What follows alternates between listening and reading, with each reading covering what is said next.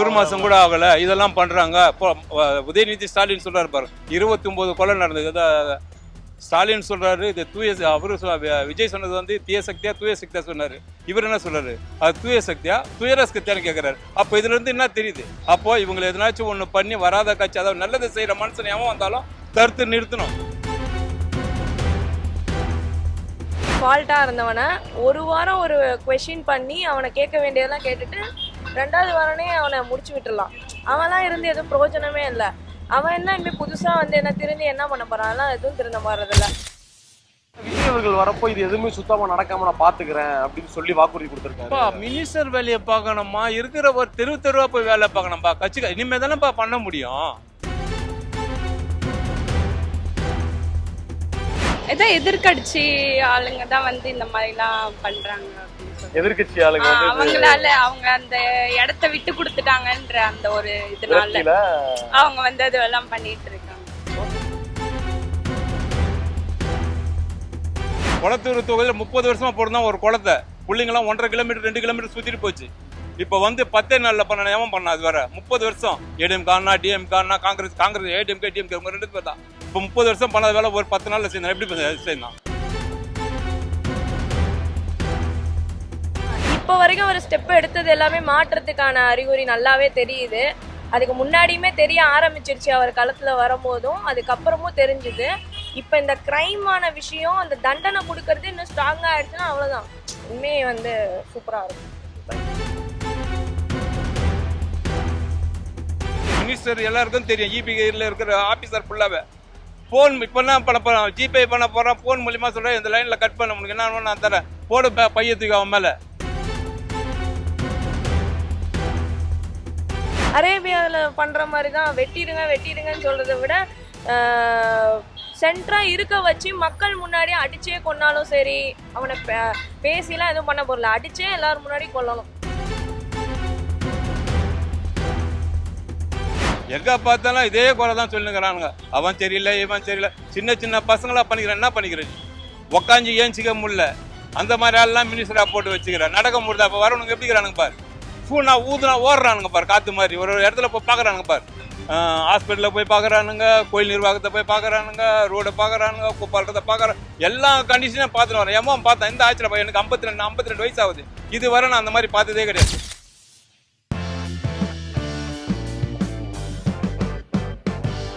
GeM TV நேயர்களுக்கு வணக்கம், நான் உங்க விஜய் அபிஷேக். இன்னைக்கு நம்ம வந்து எதை பத்தி மக்கள்கிட்ட கேட்க வந்திருக்கோம்னு பாத்தீங்க அப்படின்னா, தாவேகா இன்னும் பதவி எடுத்து 1 மாசம் கூட ஆகல. ஆனா இதுக்குள்ளேயே ஏகப்பட்ட குற்றங்கள், அதாவது இரட்டை படுகொலைகள், அதுக்கப்புறம் பாத்தீங்க அப்படின்னா குழந்தை வன்கொடுமை, பாலியல் தொல்லை அப்படின்னு சொல்லி ஏகப்பட்ட பிரச்சனைகள் நடந்துகிட்டு இருக்கு. இந்த ஆட்சி மேல வந்து எல்லாருக்குமே நிறைய சந்தேகங்கள் வந்துகிட்டு இருக்கு. இப்போ இந்த ஆட்சியை பத்தி மக்கள் என்ன நினைக்கிறாங்க அப்படின்றதுதான் நம்ம மக்கள்கிட்ட இன்னைக்கு கேட்டு தெரிஞ்சுக்க போறோம். ஸோ வாங்க கேட்டு தெரிஞ்சுக்கலாம் இந்த ஆட்சியை பத்தி மக்கள் என்ன நினைக்கிறாங்க அப்படின்னு. போலாம். Hi ma'am. ஹாய். இந்த 2026 சிஎம் யாருன்னு உங்களுக்கு தெரியுங்களா? தமிழ்நாடு சிஎம் நம்ம டிவிகே தளபதி விஜய். ஓகே, அவர் ஆட்சிக்கு வந்து கிட்டத்தட்ட ஒரு 20 டேஸ் இருக்கும். ஆனால் அந்த 20 டேஸ்ல வந்து நம்ம தமிழ்நாட்டோட கிரைம் ரேட் வந்து ரொம்ப அதிகமாக போயிட்டு இருக்கு. ஃபார் எக்ஸாம்பிள் நம்ம கோயம்புத்தூர்ல அந்த சூலூர்ல அந்த குழந்தையோட டெத்தா இருக்கலாம், நேத்தி மதுரையில் ஒரு பையனை வெட்டி கொண்டிருக்காங்க. இந்த மாதிரி இரட்டை படுகொலைகள் அப்படின்னு சொல்லி நிறைய நடக்குது. இதெல்லாம் நீங்க எப்படி பாக்குறீங்க? எனக்கு என்னமோ அவர் வந்த 20 டேஸ்ல இது நடந்ததுக்கும் அதுக்காக அவர் என்ன சொல்யூஷன் எடுக்கிறாருன்னு கேட்டா அதுக்கு என்னன்னு சொல்லலாம். 20 டேஸ்ல நடந்தது நான் எப்படி ரிலேட் பண்றேன்னா, எப்பயுமே கிரைம் நடந்துட்டு தான் இருக்கு. அதுக்காக அவர் என்ன ஸ்டெப் எடுக்கிறாருன்னு தான் பாக்குறோம். அந்த குழந்தைய ரேப் பண்ணதுக்கு 2 ஆயுள் தண்டனை கொடுத்துருக்காரு இல்லையா ரீசெண்டா. எனக்கு அது நேற்று கேட்கும் போது எப்படி இருந்ததுன்னா, ஓகே எல்லாரும் வந்தா மாத்தணும்னு நினைக்கிறாங்க. அந்த பொறுப்பு நேற்று தான் எனக்கு தெரிஞ்சது, ஜட்ஜி தான் அந்த முடிவு எடுக்க முடியுமா, என்ன இவங்களுக்கு தண்டனை கொடுக்கலான்னு.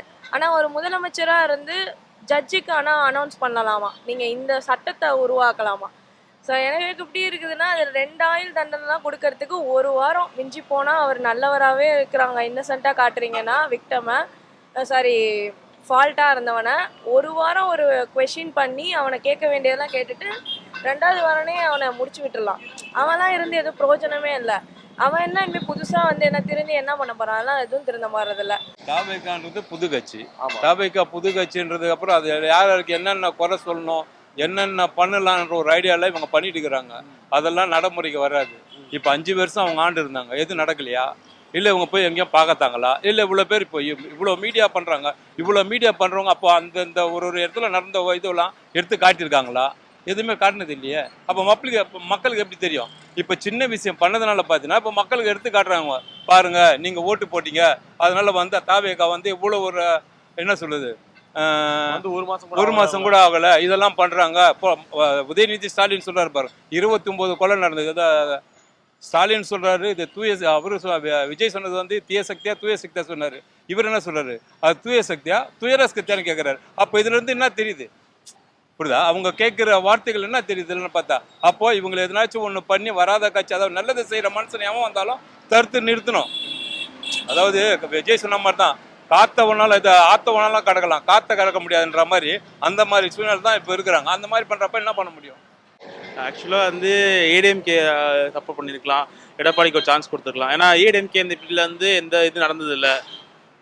ஸோ வந்து ஏடிஎம்கே வந்தால் அவர் சொன்ன மாதிரி, விஜய் சொன்ன மாதிரி இதெல்லாம் இருக்காது. ஆனா தொடர்ந்து வந்து இது எல்லா ஆட்சியிலையும் நடந்துட்டு தான் இருக்கு. நடந்தாரு. ஆனா விஜய் அவர்கள் வரப்போ இது எதுவுமே சுத்தமா நடக்காம நான் பாத்துக்கிறேன் அப்படின்னு சொல்லி வாக்குறுதி கொடுத்திருக்காரு. மினிஸ்டர் வேலையை பார்க்கணுமா, இருக்கிற ஒரு தெருவா போய் வேலை பார்க்கணும்பா. கட்சி இனிமே தானேப்பா பண்ண முடியும். நீ உடனே வந்து இப்போ நான் ஆட்டோ ஓட்டினுக்கிறேன்பா, வந்த உடனேமா லைசன்ஸ் கொடுத்துறாரு, ரோடை பார்க்காம வண்டி ஓட்ட தெரியுது, எவன் மேலாம் இடிச்சு ஒருத்தர் இடிக்கணும், அவர் எதனா ஹாஸ்பிட்டலுக்கு போகணும், நான் அதை பார்க்கணும், என் வண்டி அடி பண்ணணும், எனக்கு எதனா அடி பண்ணணும், அப்போதான் அந்த லைன் எனக்கு தெரியும். புரியுதா? 97 நான் பண்ணியிருக்கேன். 97 இப்போ 25 வருஷம் 26 வருஷம் நான் வண்டி ஓட்டுறேன். இப்போ அந்த கண்ட்ரோல் அந்த மாதிரி வந்து வளர்க்கணும். ஒருத்தரை வளர்த்துக்கினே வந்துட்டதுக்கு அப்புறம் அந்த 5 வருஷம் முடிஞ்சதுக்கு அப்புறம் 4 வருஷத்துக்கு முன்னாடி இந்த குறையெல்லாம் சுட்டி காமிச்சா நீ மனுஷன் ஒரு பாமர மக்களுக்கு தெரியாது. இந்த மாதிரி சும்மா வர்றதுக்கு முன்னாடியே என்ன சொல்லுவாங்க, யானை வருது பின்னே யானை ஓசை வருது முன்னுன்றாங்க. அந்த மாதிரி கண்டிஷன்ல பண்ணா என்ன பண்ணுவான்? ஏதோ எதிர்கட்சி ஆளுங்க தான் வந்து இந்த மாதிரிலாம் பண்றாங்க அப்படின்னு சொல்லி. எதிர்கட்சி ஆளுங்க அவங்களால அவங்க அந்த இடத்த விட்டு கொடுத்துட்டாங்கன்ற அந்த ஒரு இதனால அவங்க வந்து அதெல்லாம் பண்ணிட்டு இருக்காங்க. அனுபவம் இல்லை, சினிஃபிட்ல இருக்கிறது என்ன கண்டிஷன் ஃபுல்லாவே அவன் தெரியும். அரசியல் வந்து தெரியாது. புது அனுபவத்தினாலே ஒவ்வொன்றா எடுத்து பண்றான் பாருங்க மனுஷன்.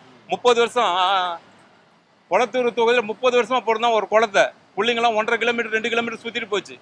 இப்போ வந்து 10 நாளில் பண்ண எவன் பண்ணா? அது வேற 30 வருஷம் ஏடிஎம்கானா டிஎம்கானா காங்கிரஸ் ஏடிஎம்கே டிஎம்கே உங்க 2 பேர் தான். இப்போ 30 வருஷம் பண்ணாத வேலை ஒரு 10 நாளில் செய்யணும். எப்படி செய்யணும்? உன் தொகுதின்னு சொல்றேன். அந்த குளத்தூர் தொகுதியில நிறைய கரண்ட் கட்டு போகுது, அப்படி இப்படின்லாம் நிறைய பிரச்சனை. பணம் கொடுத்தா நான் கொடுத்தாப்பா பண்ணுவேன். இப்போ எனக்கு கொடுத்தா வந்து ஒருத்தர் 50 ரூபா தராரு, ஒருத்தர் 70 ரூபா கொடுத்தா யாரை பார்ப்பேன் நான்? 70 ரூபா கொடுத்துட்டு தான் எடுத்துட்டு போவேன். அவன் எல்லா கண்ட்ரோலும் அவன் கையில் தெரியும். மினிஸ்டர் மேல் கொண்டு எல்லாமே தெரியும். மினிஸ்டர் எல்லாருக்கும் தெரியும். இபியில் இருக்கிற ஆஃபீஸர் ஃபுல்லாகவே ஃபோன் இப்போ என்ன பண்ண போகிறான், ஜிபே பண்ண போகிறான், ஃபோன் மூலியமாக சொல்கிறேன் இந்த லைனில் கட் பண்ண முடியும், என்ன நான் தரேன், போடு பையத்துக்கு அவன் மேலே புதுசாக வந்த மேலே போடு. மக்கள் என்ன நினைப்பாங்க, அவன்ப்பா அவன் கட்சிக்கு வந்துட்டான்றதுனாலப்பா அவ்வளோ ஆர்டர் பண்ணுறான் கோடல் பண்ணுறான், அதுதானே சொல்லுவாங்க. பாமர மக்களுக்கு எப்படி தெரியும்? தெரியறதுக்கு வாய்ப்பு. நம்ம 4 இடம் சுற்றுறன்றதுனால நமக்கு தெரியுது.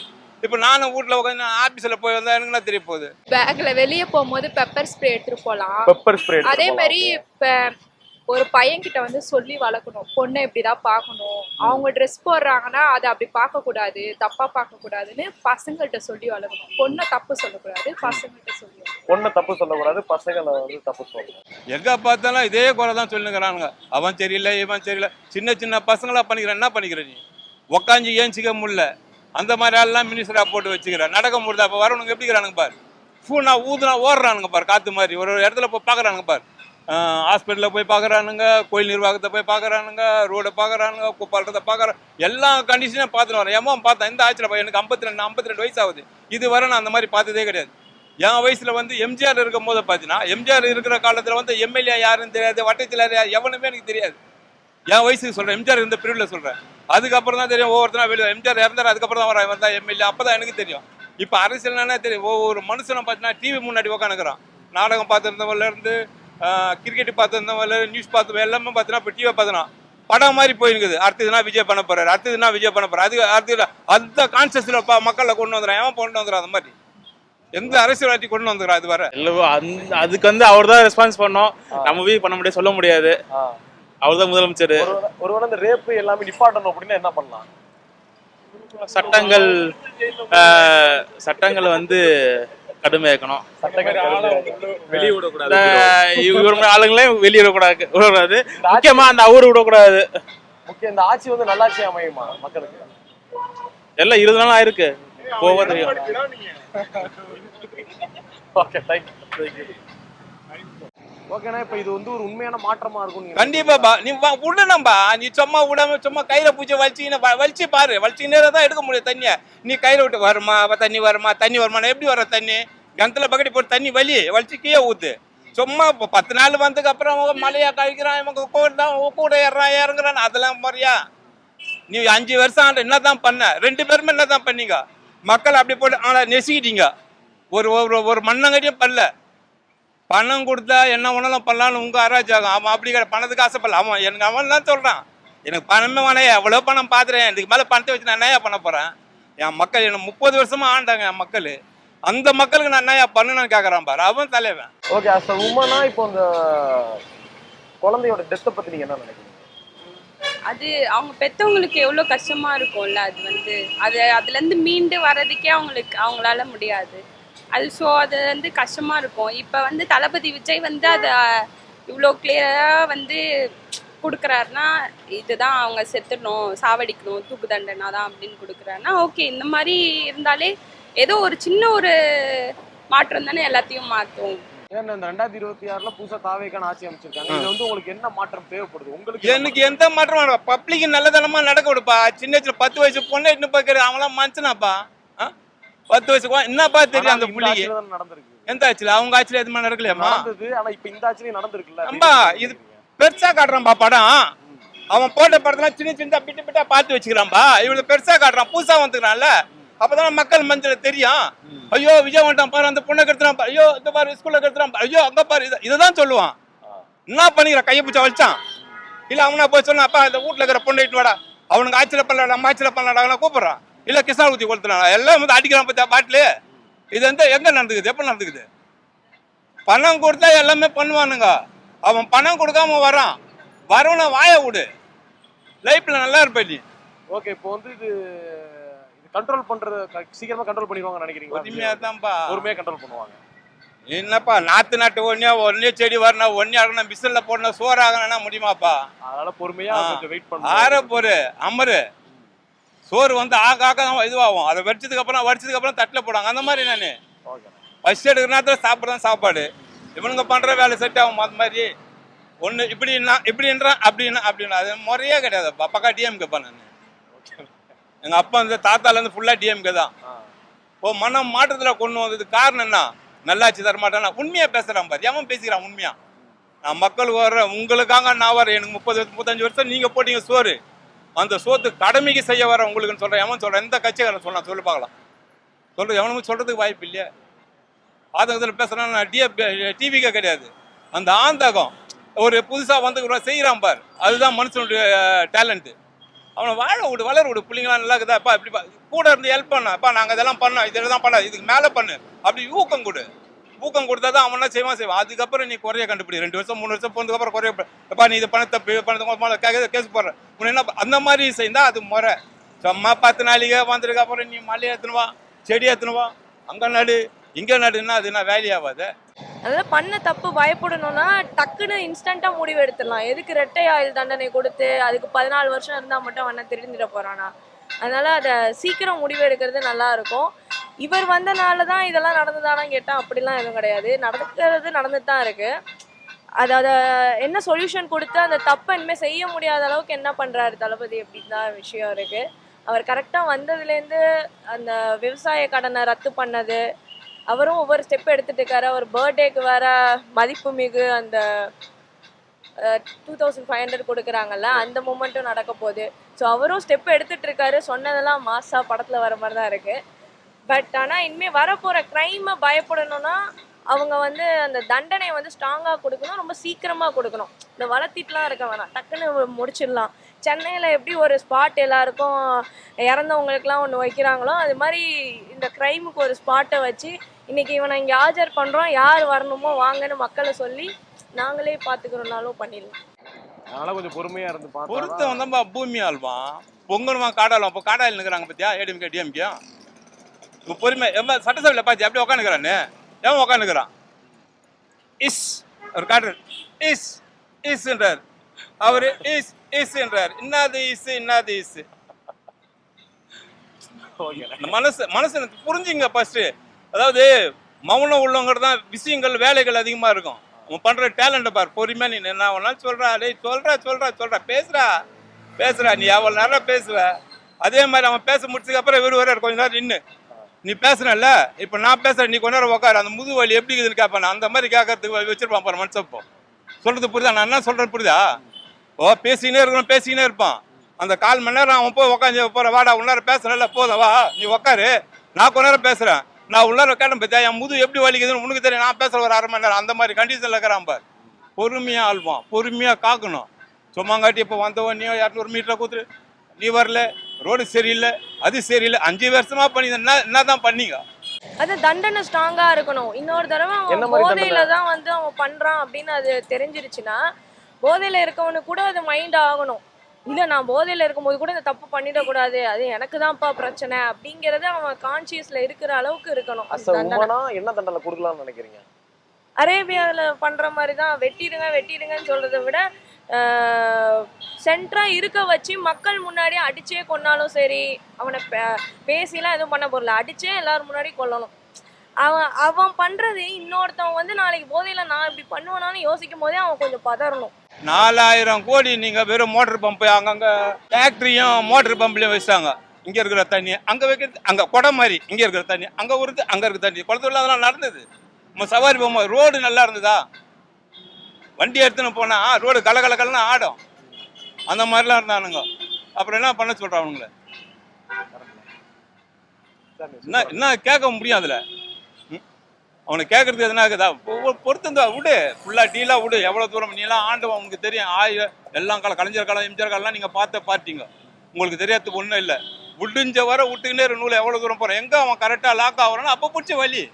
அப்போ மக்கள் இடத்துல எடுத்துன்னு போய் காட்டு.